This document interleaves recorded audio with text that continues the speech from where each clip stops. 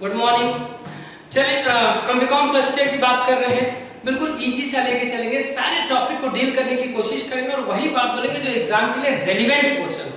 बच्चा इस वीडियो को अगर कायदे से देख लेगा तो मेरा उम्मीद है कि ढेर सारे क्वेश्चन आपके मैच कर जाएंगे। जी चलिए मैं स्टार्ट करता हूँ। आइए सबसे पहले मैं बात करता हूँ जनरल क्या है, जनरल लेजर ट्रायल बैलेंस। यहाँ से लेके हम कैरी ऑन करते हुए निकल लेते हैं। आइए तो सबसे पहले अगर हम बात करें कि जब भी कोई अकाउंटिंग टर्म्स में बात करें तो अकाउंटिंग आती है तो दो चीजें होती हैं जी। एक होता है इवेंट, और इवेंट को बुक्स में रिकॉर्ड नहीं करते। एक होता है इवेंट और दूसरा होता है ट्रांजैक्शंस। आइए मैं बात करता हूँ, दूसरा क्या होता है ट्रांजैक्शन।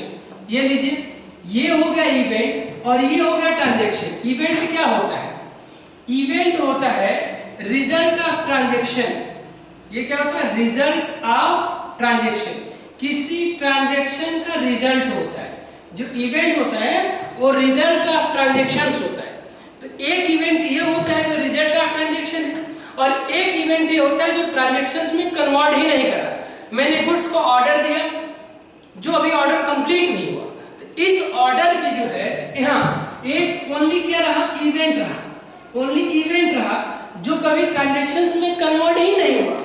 एक हो गया रिजल्ट ऑफ ट्रांजैक्शन और एक हो गया केवल इवेंट रहा जो ट्रांजैक्शंस में कन्वर्ट ही नहीं हुआ।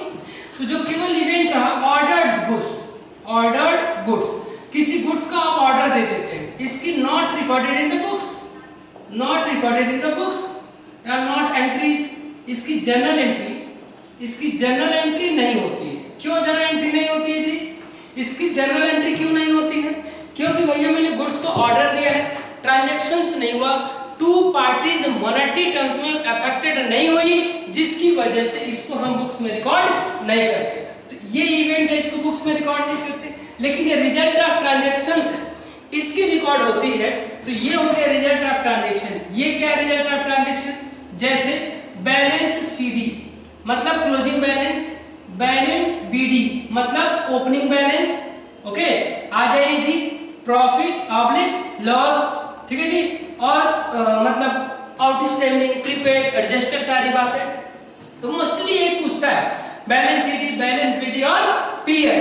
तो ये होता है रिजल्ट ऑफ ट्रांजैक्शन और इसे क्या नाम देते हैं हम? इवेंट। तो जो रिजल्ट ऑफ ट्रांजैक्शन होता है वो इवेंट हो जाता है।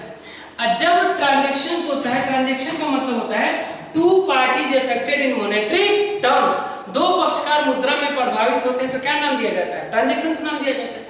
अब इस ट्रांजैक्शंस को फर्स्ट ऑफ ऑल हम क्या करते हैं? रिकॉर्ड करते हैं। रिकॉर्ड करते हैं या दूसरे नाम से हम बोलते हैं एंट्री करते हैं जी। लीजिए एंट्री करते हैं।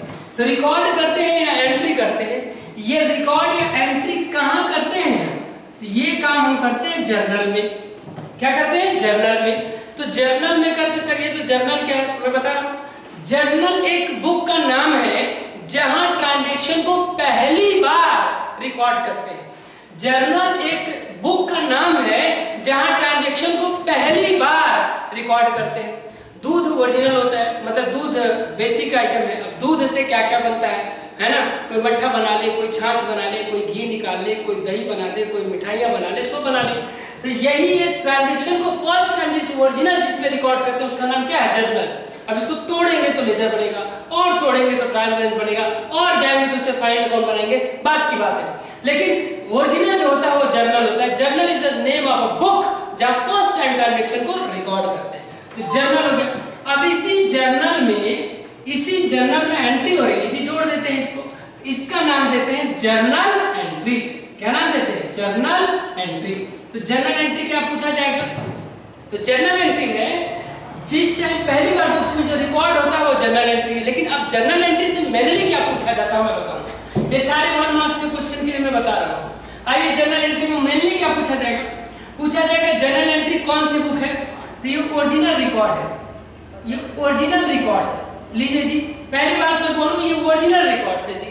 आइए दूसरी नाम बोलो, इसे हम प्राइमरी बुक कहते हैं, इसे हम प्राइमरी बुक कहते हैं जी। लीजिए एक तो क्या ये ओरिजिनल रिकॉर्ड है, दूसरा नाम मैंने दे दिया ये प्राइमरी बुक है। अगले नाम देखिए, इसी को हम सब्सिडरी बुक के नाम से भी जानते हैं, सब्सिडियरी बुक के नाम से भी जानते हैं। लीजिए इसी को हम सब्सिडरी बुक के नाम से भी जानते हैं।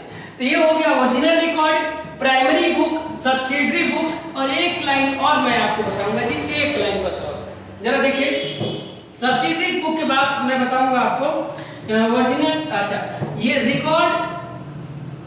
Record in chronological order, CHR chronological जी, ये किस ऑर्डर में? क्रोनोलॉजिकल ऑर्डर में रिकॉर्ड किया जाता है जी। आपको दिखाई नहीं दे रहा शायद, तो क्रोनोलॉजिकल ऑर्डर में रिकॉर्ड किया जाता है, क्रोनोलॉजिकल ऑर्डर जी, ये क्रोनोलॉजिकल ऑर्डर में रिकॉर्ड किया जाता है। तो मैं बोल देता हूं, दिखाई नहीं दे रहा है। जनरल एंट्री ओरिजिनल रिकॉर्ड्स होता है, प्राइमरी बुक में रिकॉर्ड करी जाती, प्राइमरी बुक कहते हैं, इसी को सब्सिडरी बुक्स कहते हैं, और इसी को last record in chronological order.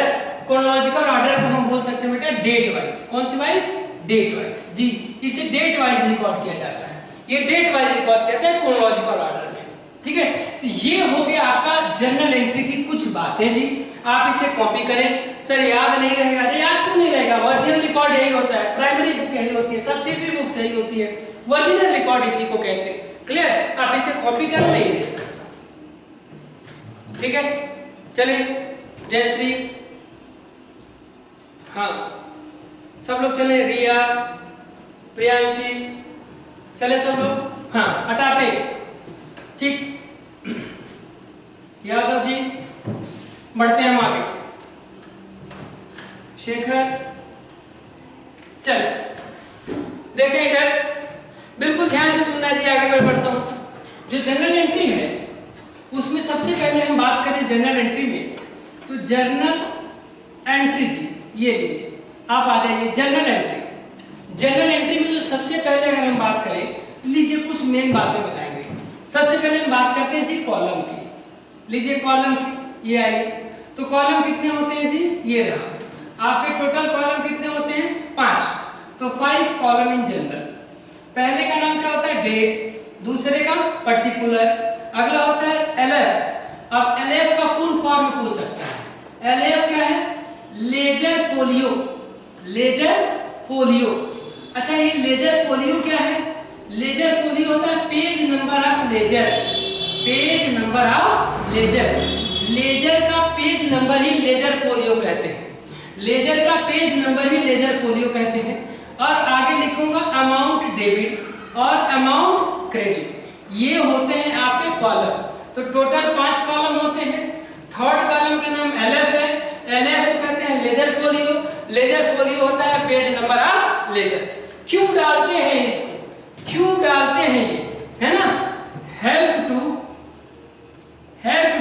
Auditor, auditor for audit process, audit activities, audit activities. लीजिए एक्टिविटीज, लीजिए इधर।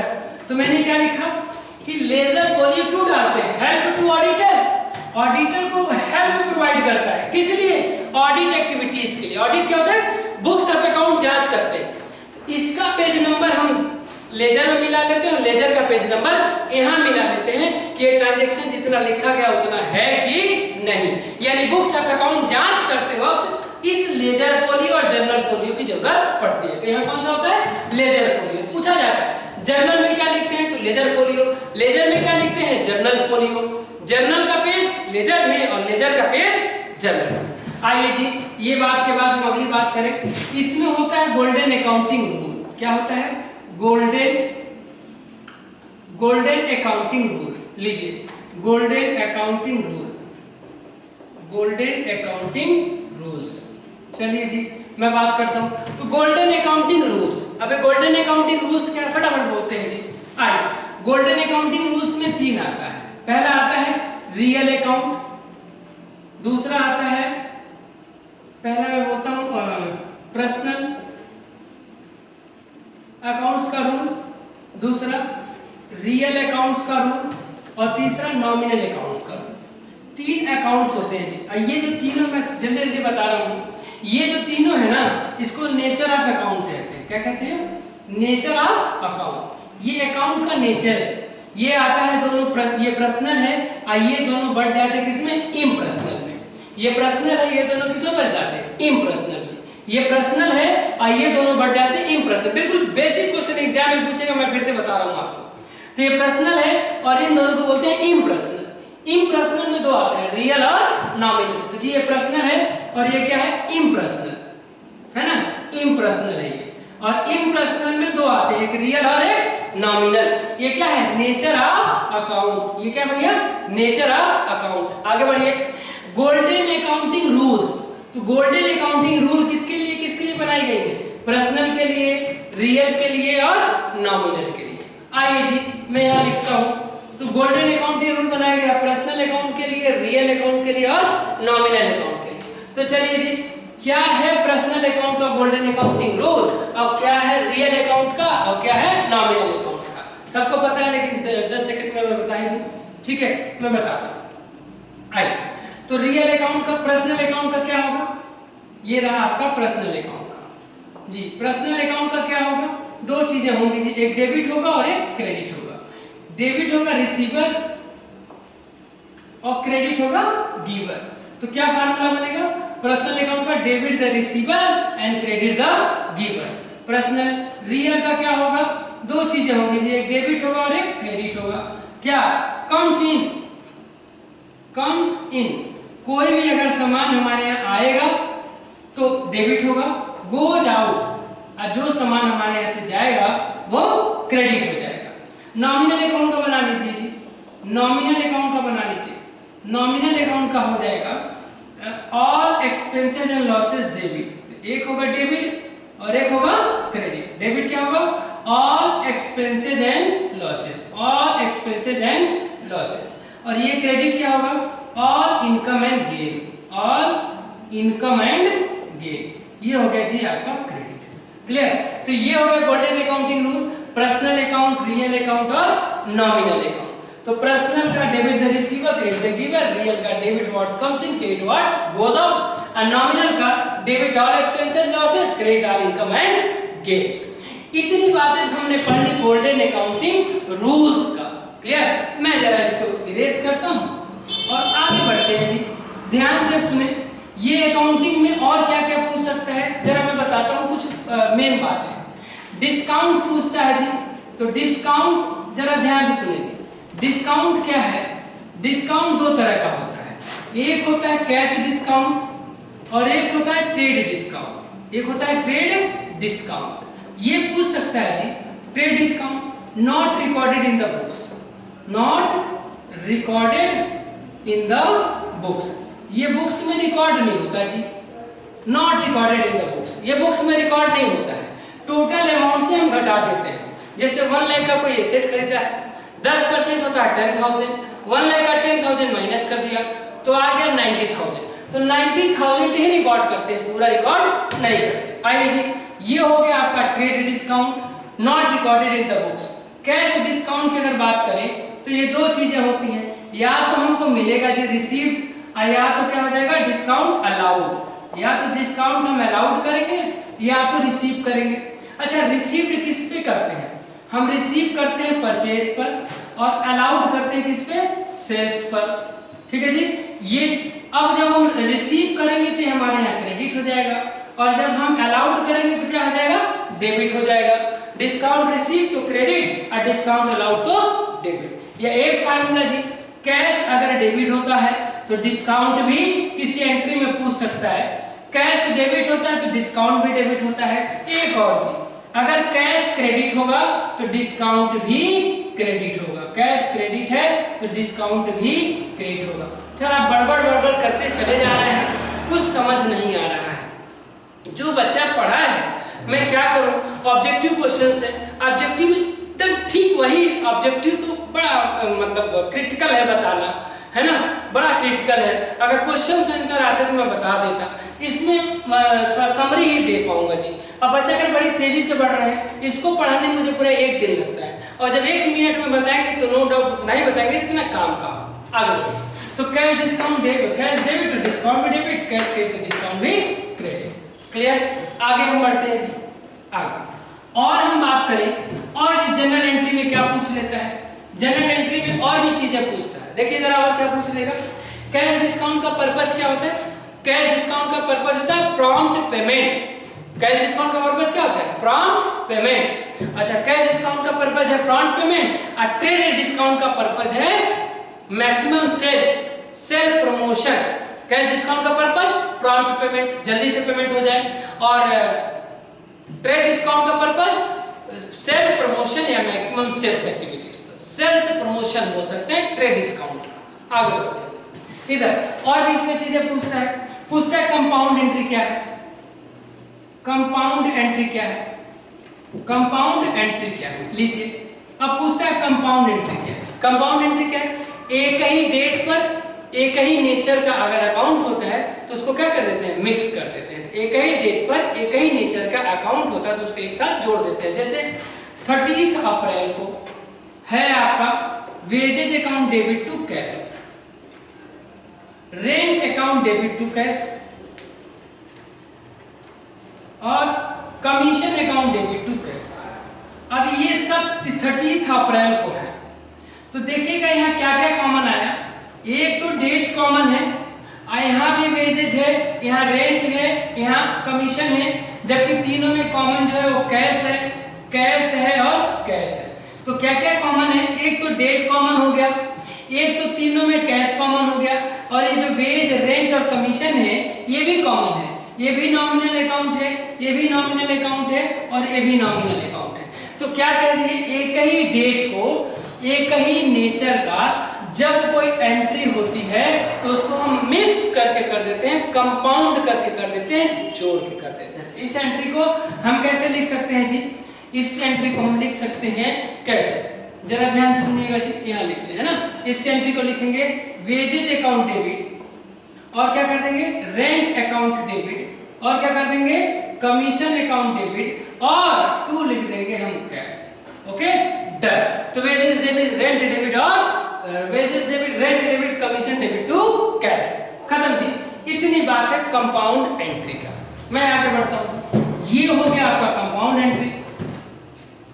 अब पूछा जाता है कि परचेज कब क्रेडिट होता है? तो मैं बोलता हूं credited to purchase account, credited to purchase account, credited to purchase account. Purchase account कब क्रेडिट होगा? आइए जी, तो credited to purchase account, purchase account कब क्रेडिट होता है? इस बात को हम 2 सेकंड के अंदर डिस्कस कर लेते हैं। आइए, क्रेडिटेड टू परचेज अकाउंट ये होता है जब बिना गुड्स बिके आपके पास से चला जाता है तो परचेज क्रेडिट हो जाता है, बिना गुड्स बिके आपके पास से चला जाता है तो परचेज क्रेडिट हो जाता है। आइए, जैसे इधर goods withdrawn for personal use, withdrawn for personal use, goods को जो है हम पर्सनल यूज के लिए निकाल लिए तो क्या इसका बिका है? ये पैसा गया है? नहीं, यहाँ हो जाएगा एंट्री हो जाएगी drawing debit to purchase, drawing debit to purchase. Okay,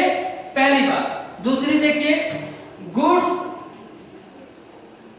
अब गुड्स के लिए मैं यहाँ बता दूं सब एक ही साथ, चैरिटी में दे दिया, गुड्स चैरिटी में दे दिया तब भी टू परचेज होगा।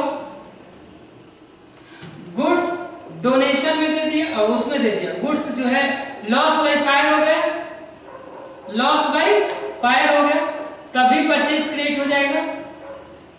गुड्स लॉस बाय स्टोलन हो गया, लॉस बाय स्टोलन, गुड्स चोरी हो गया तभी कहां हो जाएगा? टू परचेज हो जाएगा। गुड्स सैलरी के बदले दे दिया तभी परचेज हो जाएगा। अगर गुड्स को हमने यूज कर लिया फर्नीचर बनाने में तभी गुड्स क्या हो जाएगा? परचेज क्रेडिट हो जाएगा। तो परचेज क्रेडिट कब होता है? जब गुड्स बिना बिके आपके पास से चला जाता है तो परचेज क्रेडिट हो जाता है। क्लियर? तो जर्नल एंट्री की मोस्टली बातें मैंने बताई, कोशिश करी कि आपको आ जाए। अब मैं जी बढ़ता हूं आगे की तरफ जिसका नाम लेजर है। आइए, लेजर की बात मैं करता हूं, जरा ध्यान से सुनिएगा। यहां मैं बोर्ड पे लिखता हूं लेजर जी, लेजर। लेजर ये क्यों बनाया जाता है जी? लेजर जरा फटाफट देखें, लेजर क्यों बनाई जाती है? लेजर बनाने का पर्पसेस क्या है? तो फटाफट हम पढ़ते हैं लेजर बनाने के पर्पसेस। लेजर क्यों बनाई जाती है?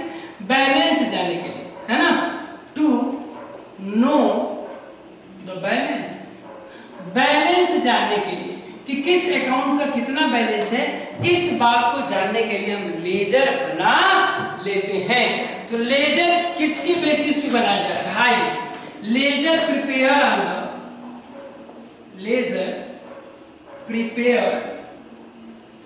On the basis of journal.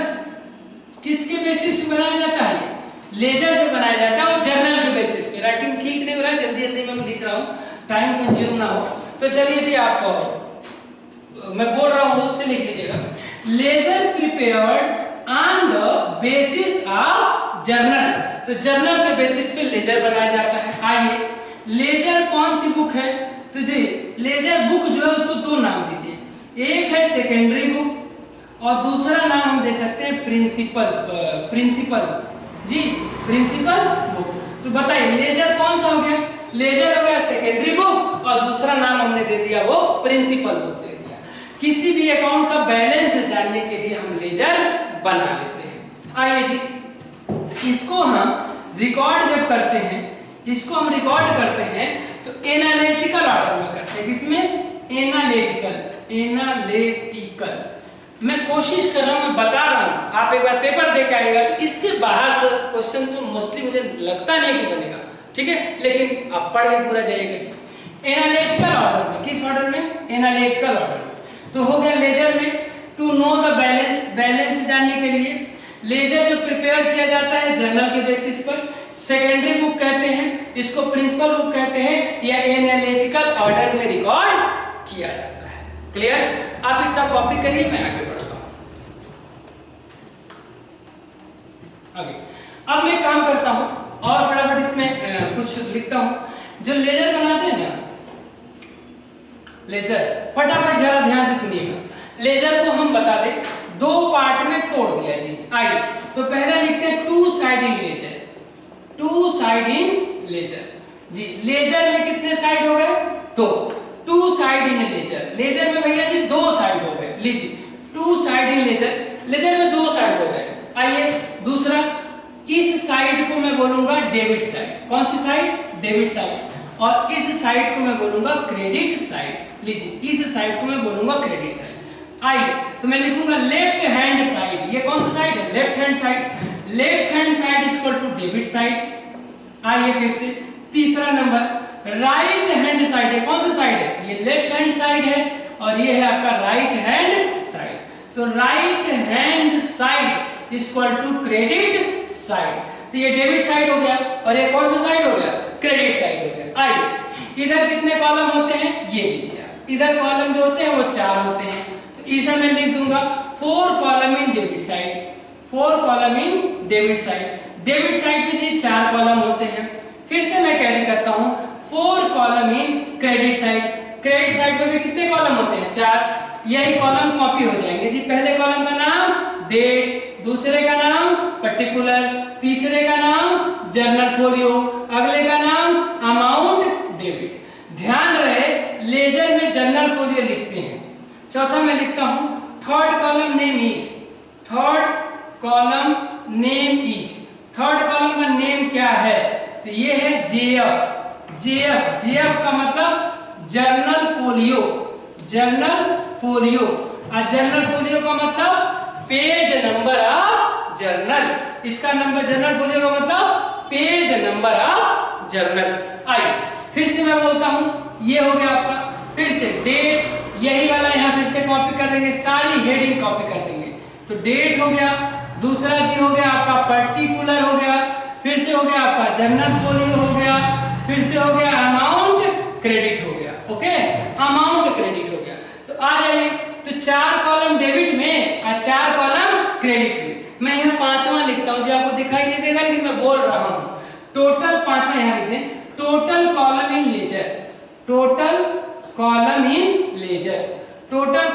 Laser जो हो गया आपका वो हो गया 8। टोटल लेजर में 8 कॉलम होते हैं। क्लियर है? टोटल कॉलम लेजर में जो होते हैं वो 8 होते हैं। ये बात मैंने लेजर के बारे में बताई। आगे मैं इरेज करता हूं और कोशिश कर रहा हूं कि सारे चीजों को कवर कर दूं जल्दी क्योंकि कल ही एग्जाम है। बहरहाल आप अपनी स्टडी जैसे करे रहेगा, एक मात्र रिवीजन है और नो डाउट आप करेंगे तो रिवीजन अच्छा हो जाएगा आपका। मैं करता हूं आगे।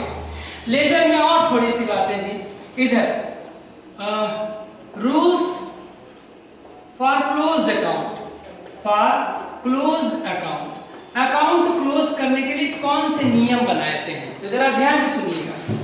अगर आपका रियल अकाउंट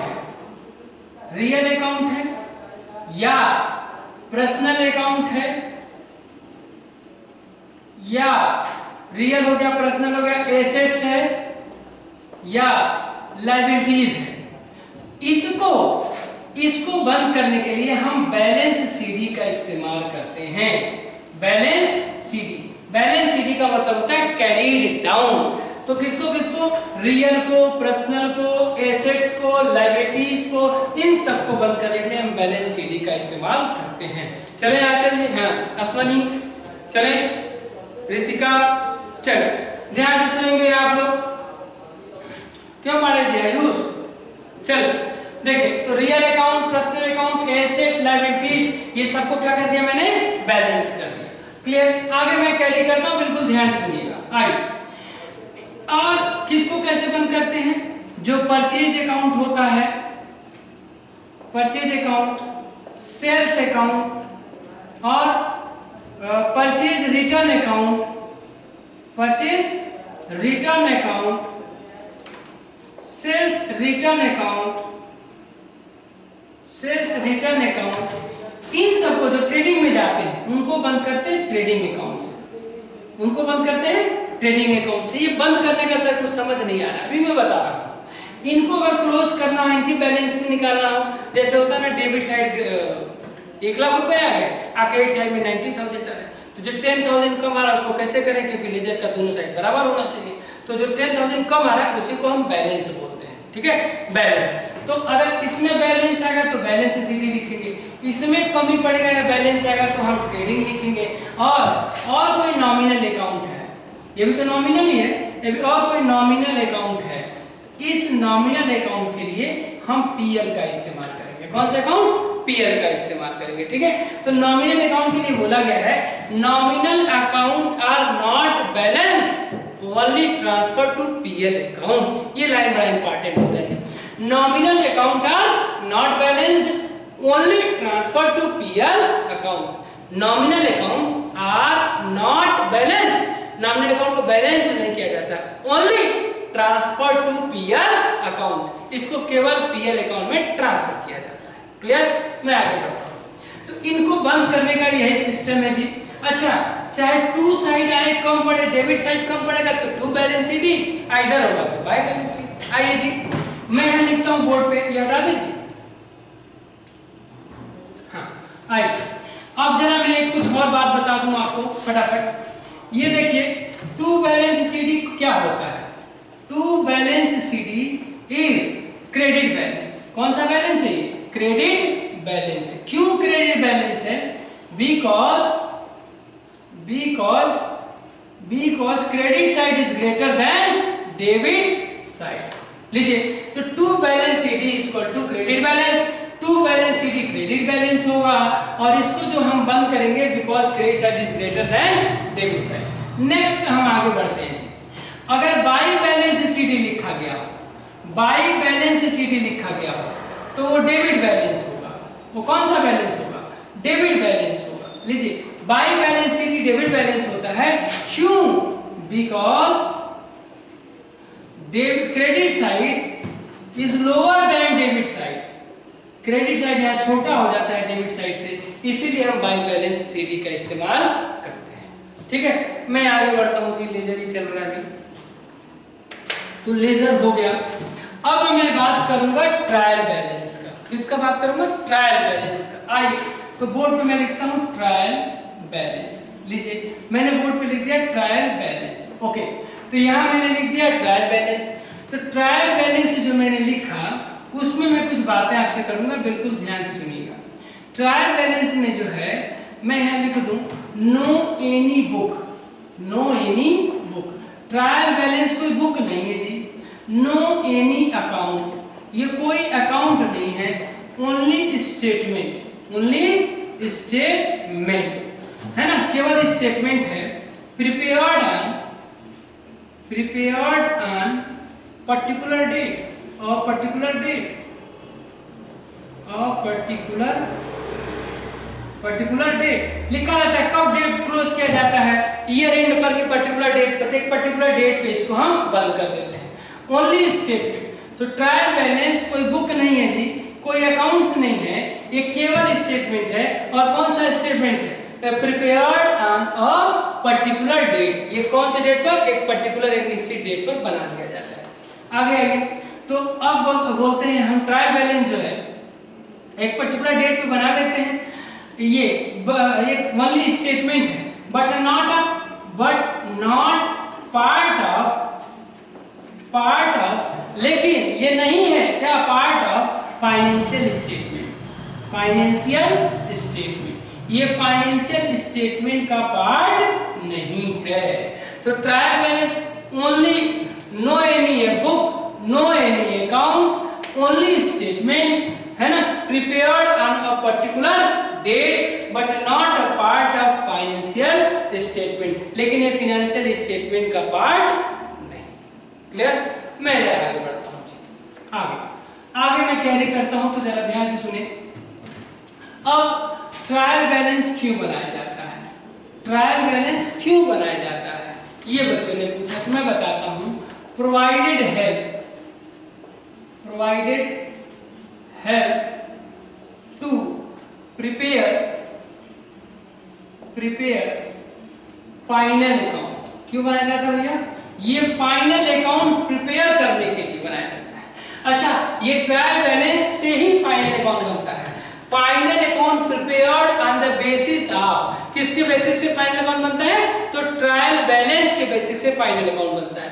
क्या लिखा है, provided help to prepare final account, ये फाइनल अकाउंट को प्रिपेयर करने के लिए हेल्प करता है जी। आगे आता हूं, provided help to prepare final account, और आगे मैं बात करता हूं लोकेटेड या अर्थमेटिकल एक्यूरेसी के लिए, ठीक है, अर्थमेटिकल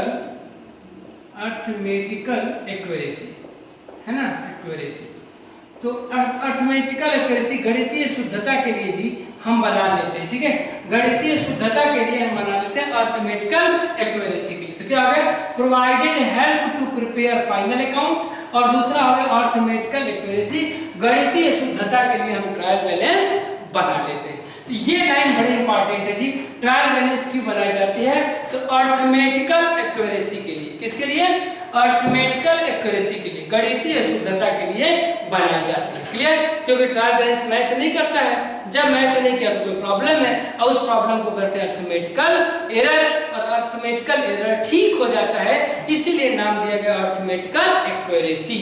क्लियर? आगे, तो ये सारी बातें हो गई ट्रायल बैलेंस के बारे में। और बोलो, ट्रायल बैलेंस में कुछ गलतियां पकड़ में आती है, कुछ पकड़ में नहीं आती, तो मैं बेस बोलूंगा, एकदम जरूरत भर का बोलूंगा। आइए, error located in trial balance,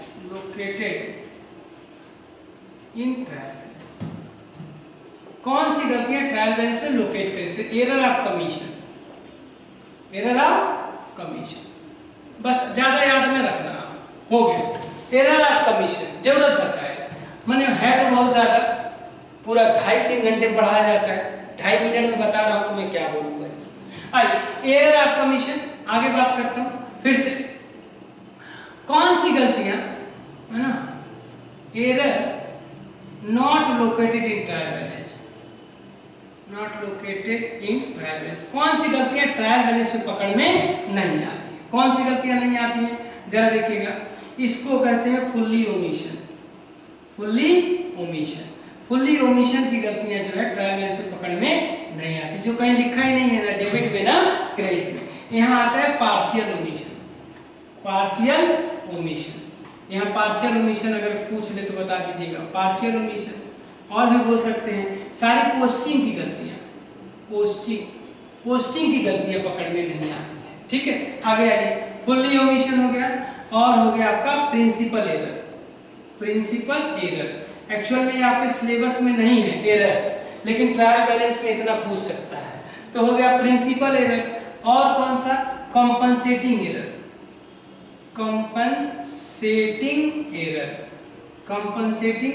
जी, मैं बोल रहा हूं कि जल्दी लिख रहा हूं, कंपनसेटिंग एरर्स।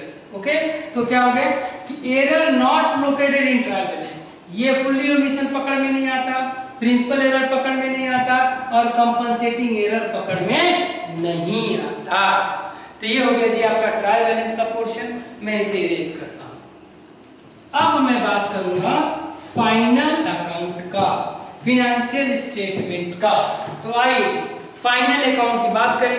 तो जो फाइनल अकाउंट प्रिपेयर किया जाता है वो किसके बेसिस पे प्रिपेयर किया जाता है? तो फाइनल अकाउंट प्रिपेयर किया जाता है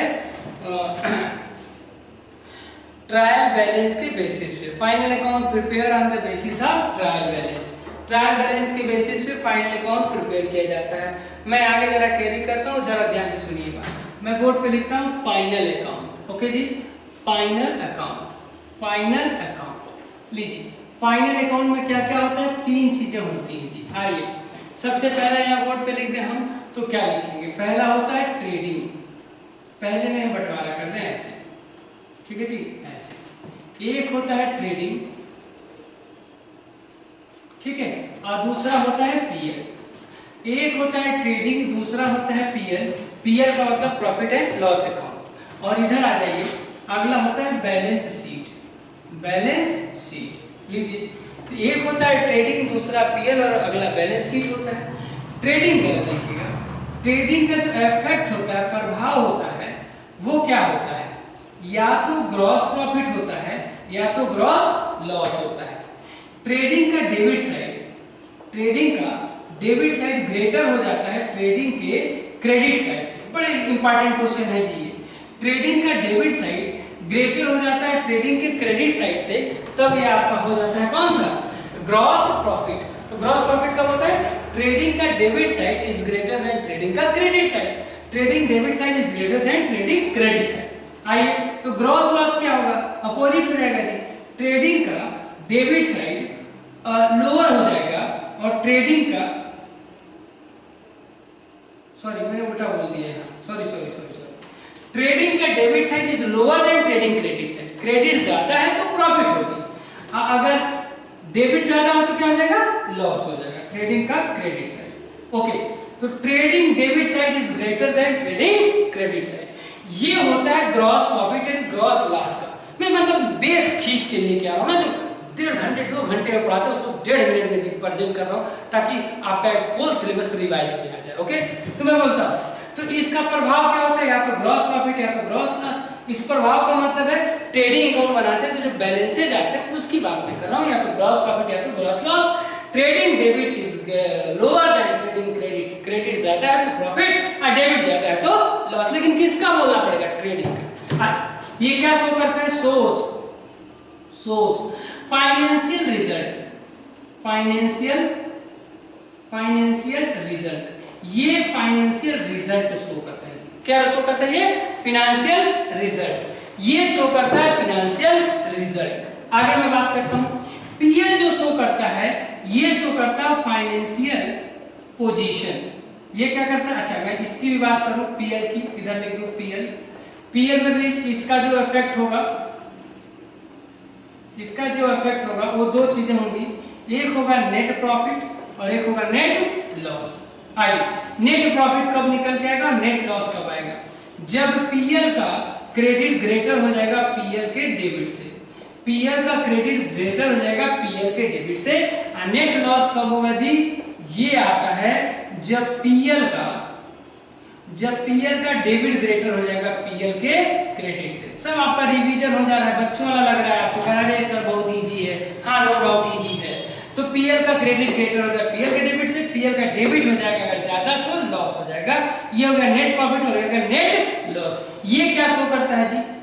ये शो करता है फाइनेंशियल रिजल्ट। ये भी फाइनेंशियल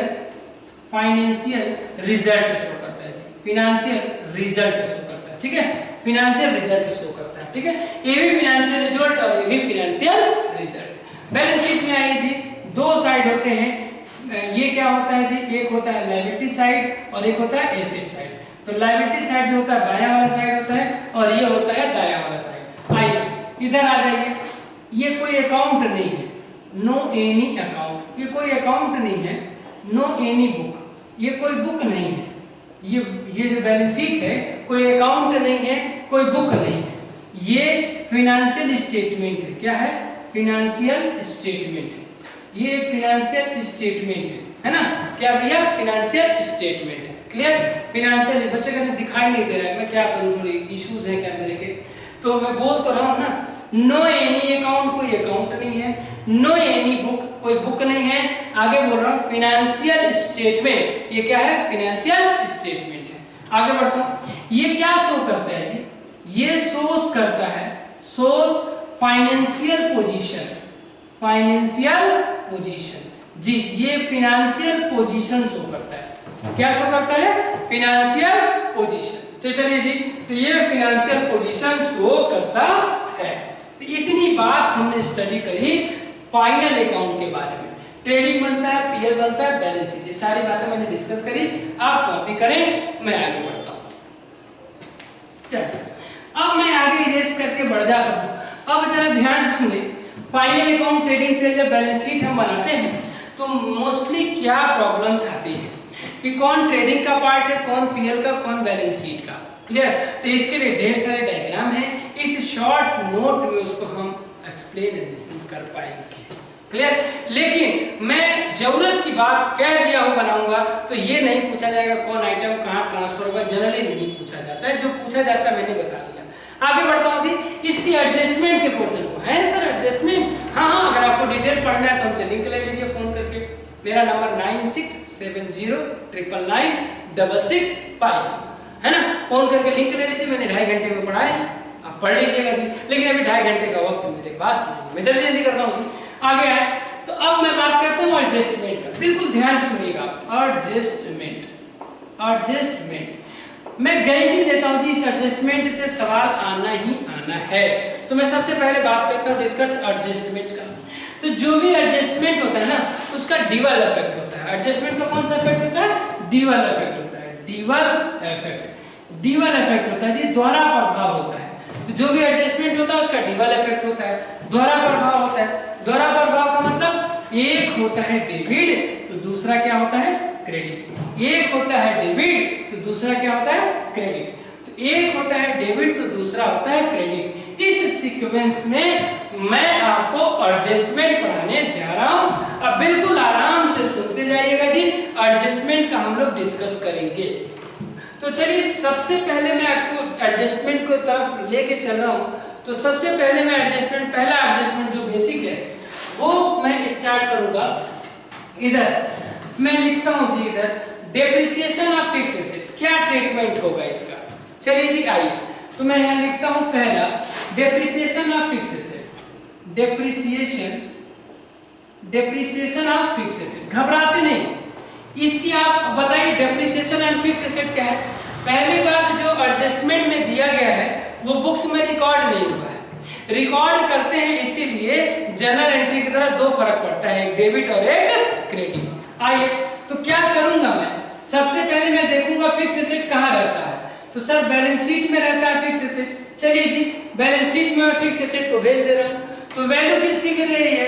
फिक्स एसेट की। तो डेप्रिसिएशन यहाँ से क्या कर देंगे? डेप्रिसिएशन हम माइनस कर देंगे। और हम जानते हैं डेबिट में से कुछ माइनस होगा तो फर्क क्या हो जाएगा? ये देखो माइनस होगा तो फर्क हो गया क्रेडिट का। आइए अब आ जाइए पीएल में। पीएल में आ जाएंगे तो डेप्रिसिएशन आपके लिए प्रॉफिट है कि लॉस है? जी लॉस है। तो पीएल के डेबिट में आ जाएगा to depreciation on fixed asset. तो ये हो गया जी, डेबिट साइड में आने से डेबिट हो गया। अब बताइए, आप 10 क्वेश्चन का आंसर दे सकते हैं।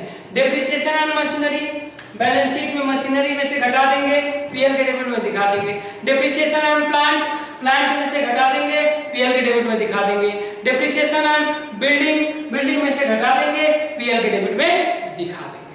आइए जी, मैं इसको इरेज करता हूं। अगली लाइन में बोलूं आपसे आउटस्टैंडिंग, आउटस्टैंडिंग। आइए सबसे पहले मैं बात करता हूं आउटस्टैंडिंग एक्सपेंसेस की।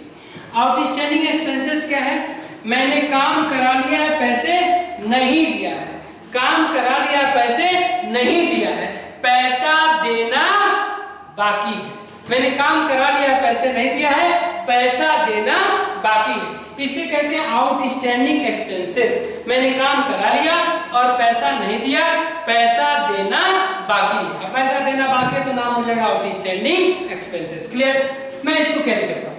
तो जो आउटस्टैंडिंग एक्सपेंसेस है वो जो पहले मैं मान लीजिए आउटस्टैंडिंग एक्सपेंसेस को मैं सैलरी लिख लेता हूं। आइए, सैलरी तनख्वाह देना बाकी है, खर्चा ही है। तो सबसे पहले आप सैलरी ढूंढिए कहां रहता है। सैलरी रहता है पीआर में, तो सैलरी को भेज दीजिए पीआर में, लिखिए टू सैलरी। और आउटस्टैंडिंग का मतलब क्या होता है? देना बाकी है, देना बाकी है। तो देना बाकी है तो मैं क्या कर दूंगा? जोड़ दूंगा कि अभी देना बाकी, यानी खर्चा है और खर्चा देना बाकी है, इसलिए इसमें जोड़ दूंगा आउटस्टैंडिंग सैलरी। ये हो गया जी आउटस्टैंडिंग सैलरी। आइए अब कहां जाएंगे? आप पीएल में, बैलेंस शीट में जाएंगे और लायबिलिटी साइड में लिख देंगे आउटस्टैंडिंग सैलरी। तो यहां जोड़ दिया और बैलेंस शीट में जाकर दिखा दिया आउटस्टैंडिंग सैलरी। क्लियर? ये हो गया भाई आउटस्टैंडिंग सैलरी का। आउटस्टैंडिंग वेजेस करते हैं तो वेजेस में जोड़ देंगे, लायबिलिटी में दिखा देंगे। अब आउटस्टैंडिंग होता क्या है, ये मीनिंग पूछा जाता है।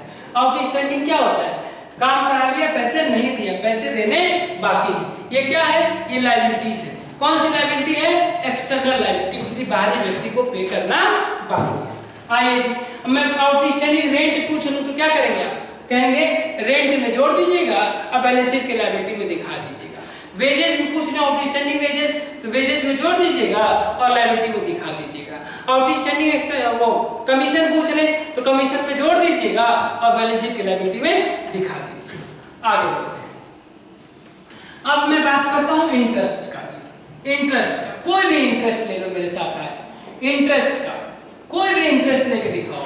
इधर interest on capital, interest on capital. तो कैपिटल की बात अगर करें तो सबसे पहले आप ढूंढेंगे किसको? कैपिटल को। कैपिटल कहाँ होता है? बैलेंस शीट में, यहाँ होता है कैपिटल। अब कोई भी इंटरेस्ट हुआ तो अपने आइटम में क्या हो जाएगा? प्लस हो जाएगा। तो कैपिटल में इंटरेस्ट जोड़ दीजिए जी। लीजिए, कैपिटल में इंटरेस्ट मैंने जोड़ दिया। क्लियर है? तो कैपिटल में इंटरेस्ट मैंने जोड़ा। अब मैं डिस्कस करता हूं कि कैपिटल में इंटरेस्ट इधर ऐड हो गया जी। तो कैपिटल का बैलेंस क्या होता है? क्रेडिट। मैंने जो बताया वो मॉडर्न अकाउंटिंग रूल के तहत क्या बता दिया कि अगर किसी क्रेडिट में कोई आइटम ऐड होगा तो क्या हो जाएगा? क्रेडिट हो जाएगा। तो क्लियरली यहां मैं लिख दिया कैपिटल का बैलेंस क्रेडिट है, क्रेडिट में मैंने कुछ प्लस कर दिया तो इफेक्ट क्या हो जाएगा? क्रेडिट का। क्लियर? अब मैं बात करता हूं इसको कहां ले जाऊं मैं। अभी कैपिटल में मैं इंटरेस्ट पे कर रहा हूं तो मेरे लिए प्रॉफिट है या लॉस है? According to business separate legal entity concept के थ्रू मैं क्या देखूंगा? Business and businessman both are separate separate. तो दोनों अलग अलग होते हैं और उसी कॉन्सेप्ट के थ्रू ये जो है इंटरेस्ट आपके लिए क्या कहलाता है? लॉस शो करता है। क्या शो करता है? लॉस। तो ये लॉस मैं शो करूंगा पीएल में और आ जाऊंगा to interest on capital, to interest on capital. Clear है? मैं आगे बात करूंगा इंटरेस्ट ऑन लोन की। अब चलते चलो मेरे साथ साथ, कोई भी इंटरेस्ट की बात करो। इंटरेस्ट ऑन लोन की फटाफट देखो। लोन क्या होता है भैया? लोन हमारी लायबिलिटीज होती है। तो लायबिलिटीज होती है तो कहां शो करते हैं? लोन को आप ले आओ तो बैलेंस शीट में जी जाते हैं और लोन मैं लिख देता हूं बैलेंस शीट की लायबिलिटी में लोन लिख देता हूं। क्या लिख देता हूं? लोन। अब लोन में मैं इंटरेस्ट जोड़ देता हूं जी, इंटरेस्ट ऑन लोन। तो यहां ऐड हो गया। अब बिजनेस के लिए क्या है? लॉस है। लॉस है तो कहां चला जाएगा? पीएल के डेबिट में चला जाएगा, to interest on loan, to interest on loan. ठीक। अब इसी की जगह मैं आगे बात कर लूं, इंटरेस्ट ऑन लोन की तरह आगे बात कर लूं तो चलिए ये इरेज किया मैंने। अब मैं बता रहा हूं interest on investment, interest on investment. तो क्या करेंगे? इन्वेस्टमेंट में आके जोड़ देंगे। इन्वेस्टमेंट क्या होता है? बैलेंस शीट के एसेट साइड में इन्वेस्टमेंट होता है। यहां मैंने इंटरेस्ट को क्या किया? ऐड कर दिया और आ जाऊंगा मैं कहां? पीएल में। ये मेरे लिए फायदा होता है इसलिए कहां चला जाएगा? क्रेडिट में, bye interest on investment. Clear है? चलिए मैं बहुत तेजी से इसको निपटा दिया। फाइनल अकाउंट इतने में नहीं निपटता, लेकिन मैं क्या करूं, ढेर सारे चैप्टर्स हैं, टाइम थोड़ा कम है, मैं शॉर्ट में खींच रहा हूं ताकि आपका एक रिवीजन के थ्रू रिवीजन हो जाए। क्लियर है? तो मैं बात करता हूं, जरा बिल्कुल ध्यान से सुनिएगा। इरेज करते हैं इसको, ठीक है? आइए अब हम बात करते हैं क्या बोलते हैं, फाइनल अकाउंट के एडजस्टमेंट में और भी बात कर लें। जैसे बैड रिकवर्ड की क्या एंट्री होगी?